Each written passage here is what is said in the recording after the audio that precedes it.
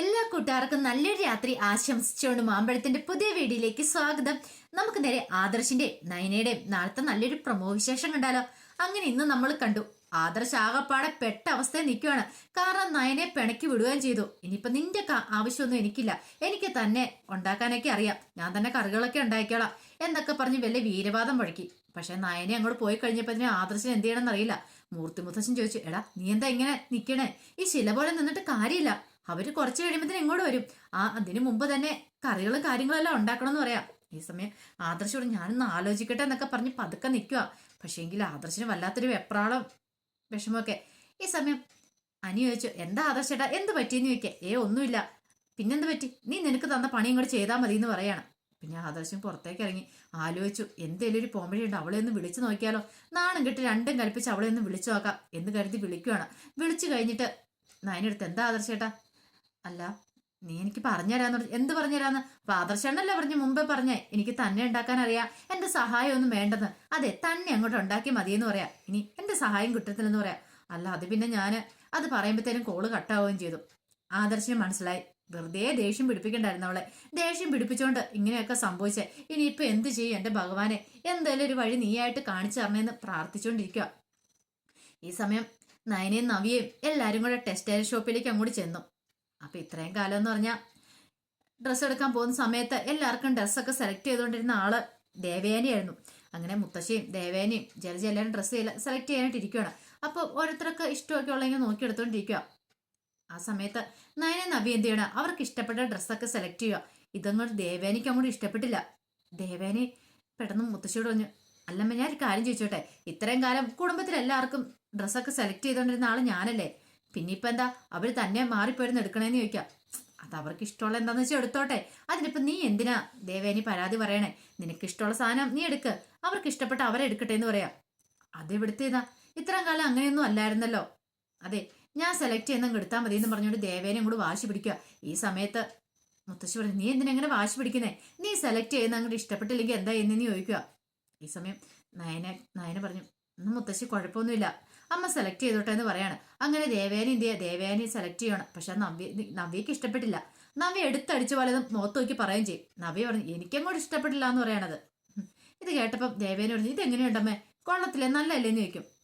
എനിക്കിഷ്ടപ്പെട്ടില്ല എന്ന് പറയാണ്. ഇതുകൂടെ കേട്ടപ്പോഴത്തേനും ദേവേനി ആകെ പാടെ ചമ്മി നാണം കെട്ടുപോയി. കാരണം അമ്മയും കൂടെ അവരുടെ ഭക്ഷണത്താവളം നിൽക്കുന്ന ഓർത്തപ്പം. ഈ സമയം ജലജ പതുക്കെ പറഞ്ഞു, കണ്ടില്ലേ, അമ്മ വരെ അവളുമാര് പറയുന്ന അനുസരിക്കോളും, ഇനിയിപ്പൊ അവളുമാരുടെ ചൊൽപ്പടിക്ക് നമ്മൾ നിന്നാ മതി. ഇപ്പൊ നമ്മൾ ശരിക്കും പറഞ്ഞ അവളുമാരുടെ അടിമകളാ. ടെക്സ്റ്റൈൽ ഷോപ്പിൽ പോലും അങ്ങനെയാന്ന് പറയാണ്. ദേവേനയുടെ മുഖം പിന്നെ വീർത്തിരിക്കുകയാണ്. ദേവേനെ അധികം മൈൻഡ് ചെയ്യാതെ ഇരിക്കുകയാണ്. ഈ സമയം മുത്തശ്ശോളം, നീ എന്താ ദേവേനെ ഇങ്ങനെ ഇരിക്കണേ, നീ അത് സെലക്ട് ചെയ്യുന്നില്ലേന്ന് വെക്കും. ദേവേനൊന്നും മിണ്ടിയില്ല. അതൊരു കാര്യം പറഞ്ഞേക്കാം, ഇത് വീടല്ലത്, ടെക്സ്റ്റൈൽ ഷോപ്പാ, അതിൻ്റെതായ മാന്യത കാണിക്കണമെന്ന് പറയാം. വെറുതെ വീട്ടിലുള്ള പോലെ ഒച്ചപ്പാടും ബഹളമൊന്നും ഇവിടെ ഉണ്ടാക്കരുതെന്ന് പറയാം. ജലജ പറഞ്ഞു, ആരെപ്പോ ഒച്ചപ്പാടും ബഹളം ഉണ്ടാക്കിയത്, അവളുമല്ലേ ഒച്ചപ്പാടും ബഹളം ഉണ്ടാക്കിയത് കടയിലേക്ക് വന്നിട്ട്. അതെങ്ങനെയാ, ഇതിനു മുമ്പ് ഇത്രയും വലിയ കടയിലൊക്കെ കയറിയിട്ടുണ്ടെങ്കിലേ ഉള്ളൂ. നവ്യേനെ എന്നതിനെ ഉദ്ദേശിച്ച് പറഞ്ഞാണ്. ജലജ ഇത് പറഞ്ഞ് നവ്യക്ക് അങ്ങോട്ട് ഇഷ്ടപ്പെട്ടില്ല. ഇതിനു മുമ്പ് ഇത്രയും വില കൂടിയ ഡ്രസ്സൊന്നും അവരെ കണ്ടിട്ട് പോലില്ല, ആദ്യമായിട്ട് കാണുമല്ലേ, അതിൻ്റെതായ ഒരു ആക്രാന്തം ആ മുഖത്തുണ്ട്. കണ്ടില്ലേ, ഏതെടുക്കണം, എത്ര എണ്ണം എടുക്കണമെന്ന് പോലും അറിയത്തില്ല. ഇത് കേട്ടെന്ന് നവ്യ പറഞ്ഞു, അതെ, അത്യാവശ്യം നല്ല ഡ്രസ്സൊക്കെ ഇട്ടാണ് ഞങ്ങൾ ഇത്ര നാളും നടന്നുകൊണ്ടിരുന്നേ. എൻ്റെ അമ്മ ഞങ്ങൾക്ക് നല്ല ഡ്രസ്സൊക്കെയാണ് വാങ്ങി തന്നോണ്ടിരുന്നേ. പക്ഷേങ്കിൽ ഇതിന് മാത്രം വലിയ കടയിൽ കയറിയിട്ട് അത്ര വലിയ പൈസക്കൊന്നും മേടിക്കാൻ പറ്റിയില്ലെങ്കിലും ഞങ്ങളുടെ അമ്മയുടെ അച്ഛനെ കൊക്കിൽ ഒതുങ്ങുന്ന കാര്യങ്ങളൊക്കെ ഞങ്ങൾക്ക് ചെയ്തു തന്നിട്ടുണ്ട്. പിന്നെ അതിന്റെ പേരിൽ ആരും കളിയാക്കാൻ വരണ്ടെന്ന് പറയണം. മുത്തശ്ശി പറഞ്ഞു, ഒന്ന് മിണ്ടായിരിക്കും ജലജ, നീ വെറുതെ എന്തിനാ ഓരോ പ്രശ്നങ്ങൾ ഉണ്ടാക്കാൻ പോണേന്ന് ചോദിക്കുക.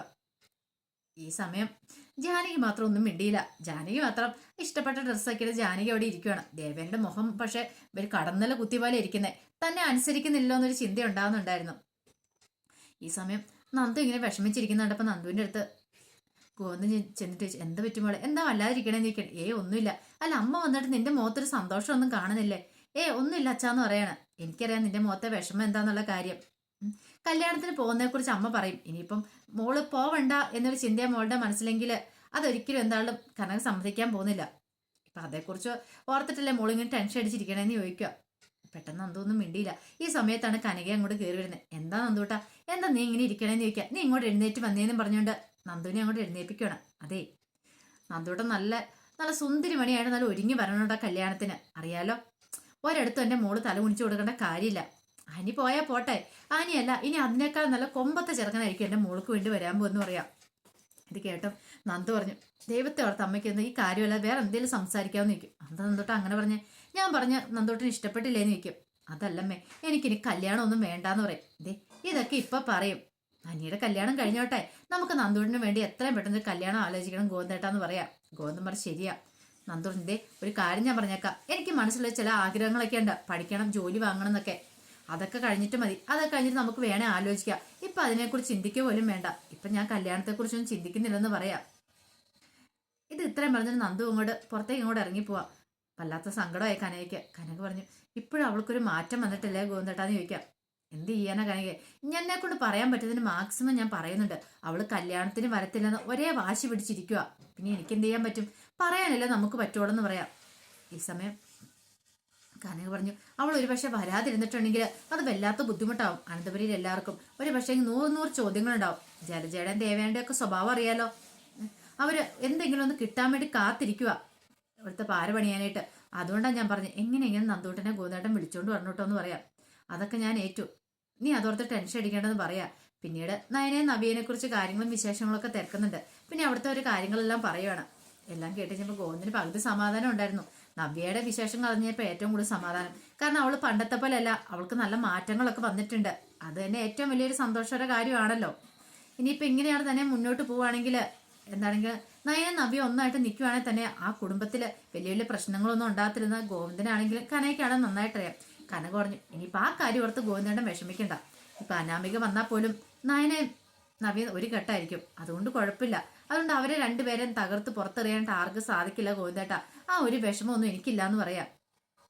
ഈ സമയം അങ്ങനെ ഷോപ്പിംഗ് എല്ലാം കഴിഞ്ഞ് കഴിഞ്ഞപ്പം ജലജയുടെ ദേവയുടെ മുഖം വീർത്തിരിക്കുക. പെട്ടെന്ന് മുത്തശ്ശി ചോദിച്ചു, എന്താ ജലജ, നീയൊക്കെ ഒന്നും മിണ്ടായിരിക്കണം, നിനക്കൊക്കെ എന്ത് പറ്റിയെന്ന് ചോദിക്കുക. ഒന്നുമില്ലാന്ന് പറയണം. ദേവേനി പറഞ്ഞു, ഇവിടെ ഇത്രയും കാലം എൻ്റെ ഇഷ്ടത്തിനായിരുന്നു പ്രാധാന്യം. ഇവിടെ ചിലരൊക്കെ വന്ന് കയറിയതോട് കൂടിയിട്ട് നമ്മളൊക്കെ ഇവിടെ ഇപ്പൊ പുറത്തായെന്ന് പറയാം. മുത്തശ്ശി പറഞ്ഞു, ഒരു കാര്യം ഞാൻ പറഞ്ഞേക്കാം, അങ്ങനെ നിനക്ക് എന്തെങ്കിലും ചിന്തയുണ്ടെങ്കിൽ അതങ്ങോട്ട് മാറ്റി വെച്ചാലേ, ഞാൻ എപ്പോഴും എല്ലാവരും ഒരേപോലെ കാണുന്നതെന്ന് പറയാം. ജലജ പറഞ്ഞു, പിന്നെ അതൊക്കെ പറച്ചില് മാത്രമേ ഉള്ളൂ അമ്മയുടെ, പക്ഷെ പ്രവൃത്തി മറ്റൊന്നാന്ന് പറയാം. അത് നിന്നോട് അങ്ങനെ കാണിക്കുന്നുണ്ടാകും, നിന്റെ കയ്യിലിപ്പോണ്ടാന്ന് പറയാം. നീ അതുപോലത്തെ പ്രവൃത്തികളെല്ലാം മറ്റുള്ളവരോട് ചെയ്യുന്നേ. നല്ലത് ചെയ്താലേ നമുക്ക് നല്ലത് കിട്ടുള്ളൂ, കൊടുത്താൽ കൊല്ലത്തും കിട്ടുമെന്നല്ലേ പറയണേ. എന്ന് പറഞ്ഞോലെ നിന്റെ സ്വഭാവം നീ എങ്ങനെ മറ്റുള്ളവരോട് കാണിക്കുന്നോ അതുപോലെ തന്നെ നിനക്ക് തിരിച്ചു കിട്ടുള്ളൂ എന്ന് പറയാം. ജലജ പറഞ്ഞു, ഞാനൊന്നും പറയുന്നില്ല എന്ന് പറയാം. ഈ സമയം ജലജ ദേവേണ്ട പറഞ്ഞ്, കണ്ടില്ല കൈ നിറച്ചാ വാരി എടുത്തേക്കുന്നേ എന്ന് പറയണം. ഇത് കേട്ട നവിക്ക് നല്ല ദേഷ്യം വന്നു. നവി വന്നേ, നവി പറഞ്ഞു, ടെക്സ്റ്റൈൽ ഷോപ്പിലേക്ക് വന്ന ഡ്രസ്സ് എടുക്കാനല്ലേ, അല്ലാതെ പലചരക്ക് സാധനം മേടിക്കാനൊന്നുമല്ലോ. എനിക്ക് ആവശ്യമുള്ള സാധനമൊക്കെ ഞാൻ എടുത്തെന്ന് പറയണം. എൻ്റെ ഭർത്താവ് മേടിച്ചിരണ്ട ഈ കാര്യങ്ങളൊക്കെ അറിയാലോ. നിങ്ങളുടെ മാമ മേടിച്ചിരണ്ട. നിങ്ങളുടെ മകൻ കല്യാണം കഴിഞ്ഞ പിന്നെ ഒരു മുട്ടുസൂചി പോലും എനിക്ക് വാങ്ങിച്ചു തന്നിട്ടില്ല. കല്യാണത്തിന് മുമ്പ് തേനെ പാലെ ചക്കരയെന്നും പറഞ്ഞ് പുറകെ നടന്ന അതേക്കുറിച്ച് എന്നെക്കുറിച്ചൊന്നും പറയിപ്പിക്കല് എന്ന് പറയുവാണ്. ഇത് കേട്ടത് മുത്തശ്ശി പറഞ്ഞു, ഒന്നും മിണ്ടാതിരിക്കുന്നുണ്ടോ? ഇതൊരു കടയാണ്, ആ ഒരു ചിന്തയെങ്കിലും വേണം. ചുമ്മാ വീട്ടിൽ കിടന്ന് വായിട്ടളിക്കുന്ന പോലെ അങ്ങോട്ടും ഇങ്ങോട്ടും കിടന്ന് പോരടിക്കാനായിട്ട് ഇത് എന്താ? അത് ഈ തറവാടിന്റെ മാനം കളയോ? എവിടെയെങ്കിലും ഇറങ്ങിയിട്ടുണ്ടെങ്കിൽ ഒരു സ്വസ്ഥത സമാധാനമാണ് വേണ്ടത്. ആൾക്കാരൊക്കെ ശ്രദ്ധിക്കുന്നെങ്കിലുണ്ട്. വലിയ കുടുംബം എന്ന് പറഞ്ഞിട്ട് കാര്യമില്ല, കുടുംബ മഹിമ ഉണ്ടെന്ന് പറഞ്ഞിട്ട് കാര്യമില്ല. അവിടുത്തെ പെണ്ണുങ്ങൾ ഇറങ്ങിയിട്ടുണ്ടെങ്കിൽ ഒരുമാതിരി കിടന്ന് അലച്ച് കൊട്ടി ഇറങ്ങുന്ന പെണ്ണുങ്ങൾ, അങ്ങനെ നാട്ടുകാരൻ നാളെ പറയുള്ളൂ എന്ന് പറയാം. ഇത് കേട്ടുകഴിഞ്ഞ് പിന്നെ ആരും ഒന്നും മിണ്ടിയില്ല. ഈ സമയം ആദർശ ആകപ്പാടെ പെട്ടിരിക്കുക. മുത്തശ്ശൻ പറഞ്ഞു, നീ എന്താടാ ഇങ്ങനെ ഇരിക്കുന്നേ? അല്ല ഇപ്പൊ നീ ഇത്ര സമയം നീ ഭയങ്കര ഊർജ്ജസ്വലനായിട്ട് കിടന്ന് ജോലി ചെയ്തോണ്ടിരുന്നല്ലേ, പിന്നെ നിനക്കിപ്പോ പെട്ടെന്ന് എന്ത് പറ്റിയെന്ന് ചോദിക്കും. അല്ല അത് പിന്നെ മുത്തശ്ശൻ, ഞാൻ എന്താടാ കാര്യം എന്താന്ന് പറ. അതെ, നയൻ എനിക്ക് പറഞ്ഞു തന്നായിരുന്നു പറയാ. അവസാനം ആദർശന് സമ്മതിക്കേണ്ടി വന്നു. എന്ത്? അല്ല ഫുഡ് ഉണ്ടാക്കുന്ന വിധം, അതുകൊണ്ടാണ് ഞാനിതെല്ലാം പെട്ടെന്ന് ചെയ്തേന്ന് പറയണം. ആഹാ, അങ്ങനെ വരട്ടെ. എനിക്ക് അപ്പോഴേ സംശയം തോന്നിയാലും ജയം വന്നിട്ട് പറയാ, അല്ലെങ്കിൽ നീ തന്നെ ഇത് എങ്ങനെ ഉണ്ടാക്കണം എനിക്ക് സംശയം ഉണ്ടായിരുന്നു. എന്നിട്ട് ഇപ്പൊ എന്ത് പറ്റി? അതെ, ഞാൻ അവളെ ഒന്ന് വെല്ലുവിളിച്ചു പോയെന്ന് പറയട്ടെ. പിന്നീട് നടന്ന കാര്യങ്ങളൊക്കെ പറയാം. മുത്തശ്ശൻ പറഞ്ഞാ സമാധാനമായി. ഇനിയിപ്പോ എന്ത് ചെയ്യും? എനിക്ക് എന്ത് ചെയ്യണമെന്ന് അറിയില്ല മുത്തശ്ശ. ഇത് കേട്ടപ്പം അഭി പറഞ്ഞു, എനിക്ക് അപ്പോഴേ സംശയം ഉണ്ടായിരുന്നു, അല്ലെങ്കിലും ആദർശാണ് ഇങ്ങനെയൊന്നും പാചകം ചെയ്യാൻ അറിയത്തില്ലല്ലോ എന്ന്. അരി പറഞ്ഞു, എന്തൊക്കെയായിരുന്നു ആനമയിൽ ഒട്ടകം മലപ്പുറം കത്തി, എന്തൊക്കെ ബഹളമായിരുന്നു ഇവിടെ കിടന്ന് ആണ്ട കിടക്കണു. ഇനിയിപ്പോ എന്ത് ചെയ്യുമെന്ന് ചോദിക്കാം. ഒരു കാര്യം ചെയ്യാം, ഹോട്ടലിൽ നിന്ന് എന്തെങ്കിലും ഫുഡ് മേടിക്കാന്ന് പറയാം. ഇത് കേട്ട മുത്തശ്ശൻ പറഞ്ഞു, അത് വേണ്ട, എന്തേലും വഴിയുണ്ടോ ഞാൻ നോക്കട്ടെ എന്ന് പറഞ്ഞ് മുത്തശ്ശൻ അങ്ങോട്ട് പോവാണ്. മുത്തശ്ശൻ അങ്ങോട്ട് പോയി ഒന്ന് ഫോൺ ചെയ്യുവാണ്. ഫോൺ ചെയ്തിട്ട് അവിടെ വെയിറ്റ് ചെയ്ത് ഇങ്ങനെ വന്നു. ഈ സമയത്ത് ആദർശന് നേരെ എല്ലാവരും കൂടെ ചാടിക്കടിക്കുമായിരുന്നു. എല്ലാം ഏറ്റെടുത്ത് ഞാനിപ്പോ നടത്തുമെന്ന് പറഞ്ഞിരുന്നിട്ട് ഇപ്പൊ എങ്ങനെയുണ്ടെന്ന് പറയാണ്. ഇത് കേട്ടോ ആദർശം പറഞ്ഞു, എന്നെ കുറ്റപ്പെടുത്തൊന്നും വേണ്ട. അതെ, ഞാൻ ചെയ്തേനം. പക്ഷെങ്കിൽ അവൾ എന്നെ ചതിച്ചോണ്ടാ. നയനെ എനിക്ക് പറഞ്ഞു തന്നപ്പോ കുഴപ്പമൊന്നുമില്ലായിരുന്നു. അവള് പറഞ്ഞു തരാത്തോണ്ടല്ലേ. അല്ലെങ്കിൽ ഇപ്പൊ നിങ്ങൾ എല്ലാരും കൂടെ എന്നെ പുകഴ്ത്തിയാലെന്ന് പറയാ. ഈ സമയത്ത് പുറത്തൊരു കാറ് വന്ന് നിന്നു. മൂർത്തി മുത്തശ്ശൻ പെട്ടെന്ന് അങ്ങോട്ട് അകത്തുനിന്ന് അങ്ങോട്ട് ഇറങ്ങി പോവാണ്. അങ്ങനെ മൂർത്തി മുത്തശ്ശൻ ചെന്നപ്പോഴത്തേക്ക് കാറിനകത്തുനിന്ന് നമ്മുടെ പ്രശസ്തനായ ഷെഫ് പിള്ള സാർ അങ്ങോട്ട് ഇറങ്ങി വരുവാണ്. ആഹാ, വാ പിള്ളെ അകത്തേക്ക് വരാനും പറഞ്ഞോണ്ട് അങ്ങോട്ട് അകത്തേക്ക് കൂട്ടിക്കൊണ്ട് വരുവാണ്. അദ്ദേഹത്തെ കണ്ടു കഴിഞ്ഞപ്പോ ആദർശനും ആന്റിക്കും എല്ലാവർക്കും ഭയങ്കര സന്തോഷമായി. പ്രശസ്തനായ പാചക വിദഗ്ധനാണല്ലോ. മുത്തശ്ശൻ പറഞ്ഞു, അതെ, ഇന്നത്തെ നമ്മുടെ പാചകം ഉണ്ടാക്കാനായിട്ട് ഇദ്ദേഹം നമ്മുടെ കൂടെ ഉണ്ടാവും പറയാണ്. ഇത് കേട്ടത് എല്ലാവർക്കും സന്തോഷമായി. പിന്നെ അവിടെ ഒരു ഗംഭീര സദ്യ ഉണ്ടാക്കാനുള്ള പുറപ്പാട് തന്നെയായിരുന്നു. പുള്ളിക്കാരൻ വന്നിട്ട് എല്ലാവരും കൂടെ കൂടിയിട്ട് ചടപടയെന്ന് പറഞ്ഞൊരു ഗംഭീര സദ്യ തന്നെ അവരും ഉണ്ടാക്കുവാണ്. ഒരിക്കലും നയനയോ അല്ലെങ്കിൽ ദേവേനയോ ആരും സ്വപ്നത്തിൽ പോലും വിചാരിക്കാത്ത രീതിയിൽ അടിപൊളി ഒരു സദ്യ തന്നെ അവർ ഉണ്ടാക്കുവാണ്. അപ്പൊ അതിന്റെ വിശേഷങ്ങളൊക്കെ നാളെ നമ്മൾ കാണാൻ പോകുന്നത്. ഇതിന്റെ ബാക്കി വിശേഷങ്ങളൊക്കെ നമുക്ക് എല്ലാവർക്കും കാത്തിരിക്കാം കേട്ടോ. അപ്പൊ ഒരിക്കൽ കൂടി എല്ലാവർക്കും നല്ലൊരു രാത്രി ആശംസിച്ചുകൊണ്ട് നിർത്തുന്നു. നന്ദി.